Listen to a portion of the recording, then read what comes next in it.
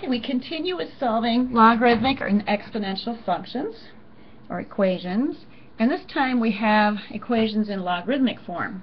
And notice what these two equations have in common. This one has an x buried in the answer part of the logarithmic function, and so does this one.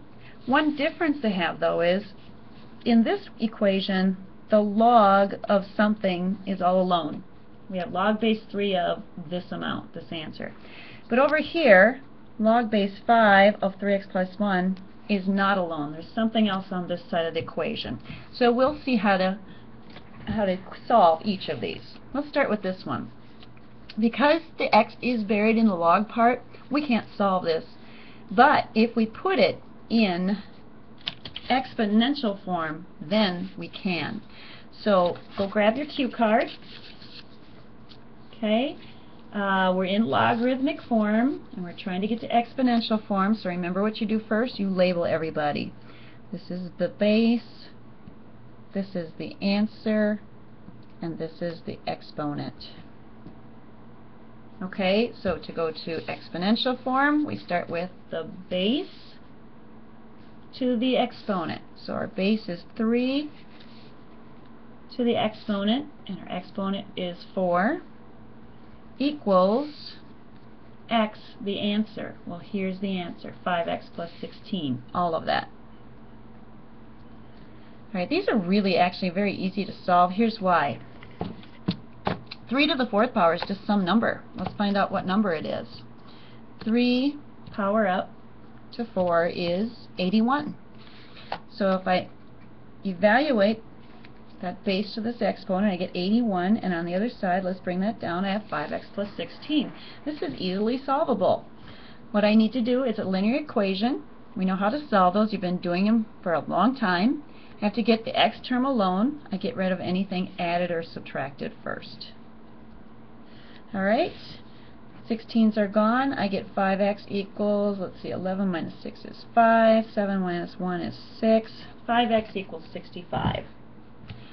So I got x alone. I need to undo the multiplication by dividing, and I get x equals, last time I checked, 65 divided by 5 was 13. You can double check my math if necessary with your calculator, but I'm pretty sure I have that right. So what we found out is that when I put a 13 here, times it by 5, I add 16, then I take log base 3 of that, I should get 4. Now those are not fun to check because you have to change bases. So always just go back over your steps and make sure you've done everything right if it were a test or quiz. Okay, let's go on to the other one. So remember how I said the difference between these two is on this equation the logarithmic part it's all by itself, and on this one it's not. We have plus 4 added to it. Well, we're going to need to get rid of that 4 first before we can change to exponential form. So how do I get rid of something added to something I want alone? I subtract it, and what I do to one side, I do on both sides of the equal sign. So now I get log base 5 of 3x plus 1 equals 6 minus 4 is 2. The 4 is gone. Now I can put it in exponential form. I couldn't before because I didn't have the log alone. So now I can, so let's start labeling things. This is my base. This is my answer, this is my exponent, just using the labels in this form. So now we go to this form. Base to the exponent equals the answer. Base 5 to the exponent 2 equals the answer. Okay? Easy one to solve because 5 squared is not 10, it's 25. I almost wrote 10, shame on me. 5 times itself is 25 equals 3x plus 1. Got to get x term alone. Let's subtract the 1 from both sides first. Now I have 3x equals 24. Oh, what an easy one. Divide both sides by 3 and I get x equals 8.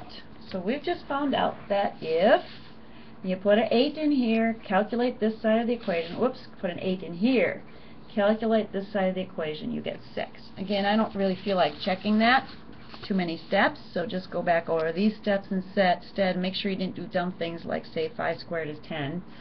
Make sure you started by subtracting 1, etc.